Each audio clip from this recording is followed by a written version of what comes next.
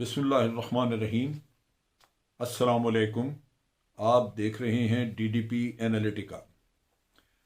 आज इस्लामाबाद में पीडीएम की तमाम जमातों का एक इजलास हुआ और वहाँ पे जो बुनियादी चीज़ ज़ेर बहस रही वो ये थी कि सारी पार्टियाँ, उनके तमाम मेंबर जो कि असम्बलीज़ में हैं, वो इस्तीफ़ा दें और इस्तीफ़ा देने के बाद फिर लॉन्ग मार्च हो, यानी लॉन्ग मार्च से पहले पहले इस्तीफ़े दे दिए जाएं।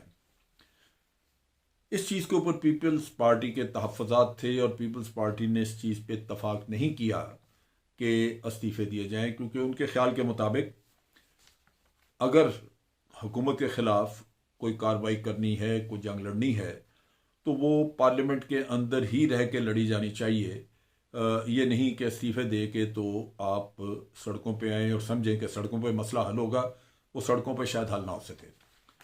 और बात भी दुरुस्त है कि सियासत में तो आपकी सियासी हैसियत उसी वक्त रहती है जब आप पार्लियामेंट के अंदर मौजूद हैं, और अगर आप पार्लियामेंट के अंदर नहीं जाते और बाहर सड़कों पे तो एहतजाज ज़रूरी नहीं है कि आपका एहतजाज कामयाब हो। फिर आगे मौसम के असरात, रमज़ान आ रहा है, फिर गर्मी और ये वो, लेकिन बिलाखिर हुआ ये कि पीपल्स पार्टी ने कहा कि वो इस्तीफ़ों के बारे में आज वो कोई इंदिया नहीं दे सकते, वो इस पे अब अभी इत्तफाक राय नहीं हो सकता, लेकिन वो अपनी सेंट्रल एग्जीक्यूटिव कमेटी में ये लेके जाएंगे और जल्दी वहाँ पे फैसला करके तो आपके पास वापस आएंगे। लिहाजा हुआ ये कि वो जो लॉन्ग मार्च जिसको 26 मार्च से इन्होंने करना था उसको मुलतवी कर दिया गया और कहा गया कि अब ये मार्च जो है ये रमज़ान के महीने के बाद इस पे फिर फैसला किया जाएगा कि किस तारीख को करना है। मौलाना लाजमी बात है कि दिल बर्दाश्ता थे, क्योंकि उनकी तो कोई भी प्लान न सुनी गई। पहले दिन से ही जो फैसले हैं, जितने भी फैसले हुए, वो मौलाना की अपनी स्ट्रेटजी, उनकी प्लानिंग या उनकी सोच के मुताबिक नहीं थे। मौलाना बड़े खौफनाक मूड में हुआ करते थे और आपको याद होगा कि जब ये इलेक्शन हुआ, जनरल इलेक्शन हुआ 2018 में, और जैसे ही आपने हल्फ उठाना था इन लोगों ने, तो मौलाना तो पहले दिन ही तहस नहस के चक्कर में थे कि जनाब हल्फ नहीं उठाया जाए। यानी दूसरे लफ्ज़ों में मौलाना ने कहा कि मैं इलेक्ट नहीं हो सका, मैं पार्लियामेंट में नहीं आया, तो मुझे बेहैसियत करने के बाद कोई और साहिब हैसियत हो नहीं सकता, ये होना चाहिए। लेकिन उस वक्त भी पॉलिटिकल पार्टीज जो सूझबूझ रखती हैं उन्होंने मौलाना की इस बात से इत्तफाक नहीं किया और मौलाना को मजबूरन, चूंकि मौलाना 2-4 सीटों वाली पार्टी है, तो उनको फिर ये मानना पड़ा इनका। और अब भी यहाँ पे हुआ यही कि जरदारी साहब आज के इजलास से बच बचा के निकल गए और उन्होंने सेंट्रल एग्जीक्यूटिव कमेटी का बहाना किया। लिहाजा मौलाना सिर्फ ये ऐलान करके कि हमने लॉन्ग मार्च मुलतवी कर दी है, वहाँ से रफू चक्कर हो गए और प्रेस कॉन्फ्रेंस को एड्रेस करने के लिए वो मरियम नवाज और यूसुफ गिलानी को पीछे छोड़ गए कि वो खिताब करें। अब इस सारे खेल में आप देखिए कि पीडीएम का हशर हुआ क्या।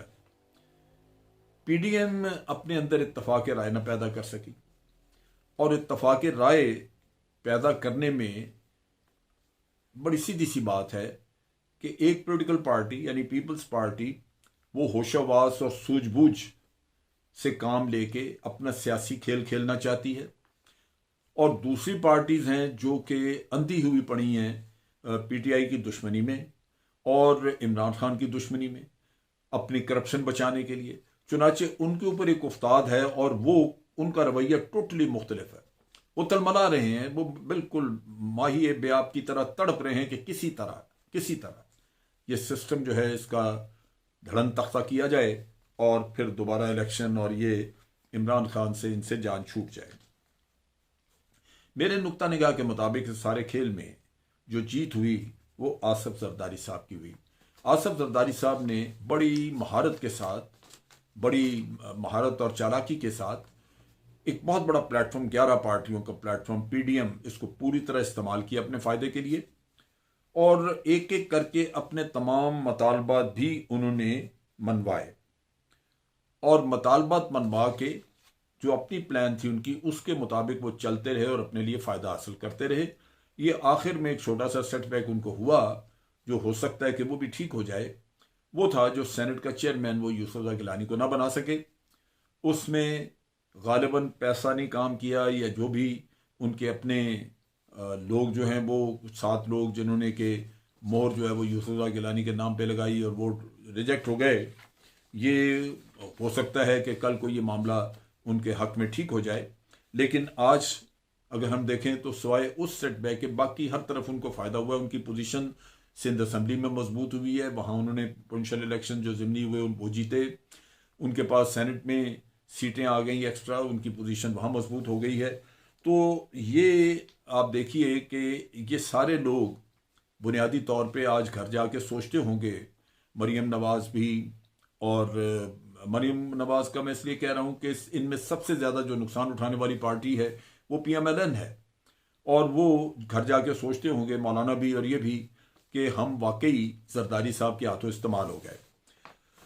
अब इसमें PMLN का नुकसान इस वजह से हुआ कि सेनेट में वो थोड़ा बहुत जो दाएं बाएं उनके पास कुछ थी सीटें वो भी निकल गई, और ले दे के 5 सीटें जो पंजाब में थी वो उनको मिली। नतीजा ये है कि ये एक सेनेट के नुक्ता निगाह से ये एक इलाकाई पार्टी बन के रह गए, जो कि लाजमी बात है कि इनको अगर अपना तजिया करेंगे इन सारी चीज़ों का तो इनका अंदाज़ा होगा कि ये इस्तेमाल हो गए। अब यहाँ पे आज जब उन्होंने ये इस्तीफ़ों की बात चल रही थी तो जरदारी साहब ने एक और अपना तुरब का पत्ता छोड़ा, वो फेंका उन्होंने, और वो था जो मियाँ साहब के पाँव के नीचे से उन्होंने पूरा कालीन खींच लिया, उन्होंने रग खींच ली, और मियाँ साहब से कहा कि जनाब हमें आप जंग का दर्स दे रहे हैं कि जनाब आप जंग लड़ें वहाँ पे इमरान खान और गवर्नमेंट के ख़िलाफ़, तो अगर आप जंग लड़ना चाहते हैं तो फिर यहाँ हैं, पाकिस्तान में आके, अपने मुल्क में आके तो ये बात करें, दूर बैठ के हमें बात ना करें। यहाँ आएंगे तो इस्तीफे भी आपको पकड़ा देंगे, लेकिन आप हमें जंग का ऐलान तो करके दे रहे हैं, लेकिन खुद आप बैठे हैं दूर, और वहाँ से इल्ज़ाम तराशियाँ और इस्टेब्लिशमेंट के ऊपर उंगली उठाना, ये वो खेल था। लेकिन ये कि ये जरदारी साहब को 200% यकीन है कि मियाँ साहब पाकिस्तान तो आने से रहे, क्योंकि मियाँ साहब को भी ये पता है कि वो तो है ज़मानत पे। जरदारी साहब बड़े भोलेपन में कह रहे हैं कि वापस आओ, लेकिन ये सबको इल्म है कि वो यहाँ से भगौड़े हैं, उनको एक एब्सकॉन्डर डिक्लेयर किया हुआ है अदालत ने, तो वो तो जैसे ही यहाँ उतरेंगे आएंगे वो उनको उठा के जेल में डाल दिया जाएगा। तो मियाँ साहब जो हैं वो उस जेल की वजह से वो तो नहीं आने लगे, लेकिन जरदारी साहब ने एक अच्छा बहाना पकड़ा है मियाँ साहब को डिफेंस पर डालने के लिए। नतीजा ये कि आज इस पर थोड़ी तरह कलामी भी, इस पर थोड़ी रंजिश भी हुई, क्योंकि मरियम का ये ख्याल था कि मियाँ साहब को अगर यहाँ पे वो आएंगे तो उनकी जान को ख़तरा, वो जो कहानियाँ ब्लफ वो बड़ा बिल्डअप किया हुआ है कि वो उनकी जान को बड़ा ख़तरा होगा और ये होगा वो होगा। आप अगर जाके ये देखें तो यहाँ पे जेलों में सब किस्म की इनको सहूलत मिल जाती है। जेल एक पाबंदी ज़रूर है कि आप एक जगह बंद हैं, लेकिन वहाँ पे आपके पास खिदमती भी है, आपको खाना भी घर से आ रहा है, टेलीविज़न भी रखा हुआ है, तो वो बात नहीं है। लेकिन फिर भी आपकी सियासी सरगर्मियाँ निस्बतन महदूद हो जाती हैं, तो इस वजह से मियाँ साहब ये ख़तरा मोल लेना नहीं चाहते। वो यहाँ से बड़ी मुश्किल से निकल के गए हैं, तो वो अपने सारे प्लान को भी ख़राब नहीं करेंगे। लेकिन जरदारी साहब ने एक अच्छा बहाना पकड़ा। अब ये जो मैच है इस वक्त पड़ा हुआ, PDM 9 जमातें, ये मौलाना साहब खुद भी कह गए यहाँ पे कि 9 जमातें एक तरफ हैं और जरदारी साहब दूसरी तरफ, यानी पीपल्स पार्टी दूसरी तरफ है। मेरा नहीं ख्याल कि ये आइंदा भी किसी वक्त पे पीपल्स पार्टी को इस्तीफे देने पे राज़ी कर सकेंगे। पीपल्स पार्टी ने सेंट्रल एग्जीक्यूटिव कमेटी का कहा, और सेंट्रल एग्जीक्यूटिव कमेटी का ही फैसला आएगा कि जनाब ये हम इस्तीफे नहीं दे रहे, वो सबको बता दिया जाएगा। अब इसमें बड़ी सीधी सी बात है, मौलाना कोई स्टेक यहाँ पे नहीं है। मौलाना के स्टेक्स जो हैं वो मतलब खुद वो पार्लियामेंट से बाहर हैं, तो उनको तो सारे चाहिए, वो देखना चाहते हैं सारा पाकिस्तान पार्लियामेंट से बाहर बैठे हो, क्योंकि वो खुद नहीं अंदर। नून लीग के पास कोई हुकूमत नहीं है, कुछ नहीं है। मियाँ साहब बाहर है, बल्कि सवाए मरियम के बाकी इनका पूरा ख़ानदान बाहर है, समदी बाहर है, सागडार बाहर है। और जरदारी साहब ने कहा कि जनाब सागडार को भी लेके आए। वो कैसे लेके आए? सागडार तो डरा हुआ बैठा है, वो तो सवाल ही पैदा नहीं होता क्या है। तो यहाँ पे जरदारी साहब की तो स्टेक मौजूद है, सिंध में हुकूमत अपनी है, वो क्यों बिला वजह गंवाएं इसको इस्तीफे दे। उनके पास अभी 2 सवा 2 साल पड़े हुए हैं, वो भरपूर फ़ायदा उठाना चाहेंगे वहाँ से अपनी हुकूमत का। फिर ये है कि उनकी अपनी बहन फरियाल तालपुर जिनके ऊपर केस है वो यहाँ मौजूद हैं, दूसरी बहन है वो वहाँ पे यहाँ पे मौजूद हैं, पार्लियामेंट में हैं, उनके ब्रदर लॉ यहाँ पे हैं, बेटा यहाँ पे है, बेटियाँ यहाँ पे हैं, उनका तो सारा कुनबा यहाँ पे है और हुकूमत भी है उनके पास एक सूबे की। तो उनकी स्टेक्स इस नौयत की हैं कि वो ये अफोर्ड नहीं करते कि वो इस्तीफे दे के तो फारग हो जाए। सो पीडीएम या तो धड़न तख्ता के बैठ जाएगी क्योंकि पीपल्स पार्टी ने इस्तीफे नहीं देने, या फिर यह है कि पीपल्स पार्टी पहले की तरह जो अपनी बात मनवाती रही है बात मनवा ली जाएगी, इत्तेहाद को बराए नाम बरकरार रखा जाएगा और फिर इसी तरह आप लॉन्ग मार्च कर लें या जो भी चीज़ करें वो कर ली जाएगी। क्योंकि लॉन्ग मार्च एक इंतज़ामी मसला है, हुकूमत के पास स्ट्रेटजी होगी उसको हैंडल करने की, लेकिन जो असल निचोड़ है सारी बातचीत का वो ये है कि पीडीएम बातें दावे तो बहुत कुछ करते रहे लेकिन वो कुछ हासिल नहीं कर सके और ना कर सकेंगे जो वो कहते थे कभी। आज के लिए इतना ही। अफवाज पाकिस्तान जिंदाबाद, पाकिस्तान पाइंदाबाद।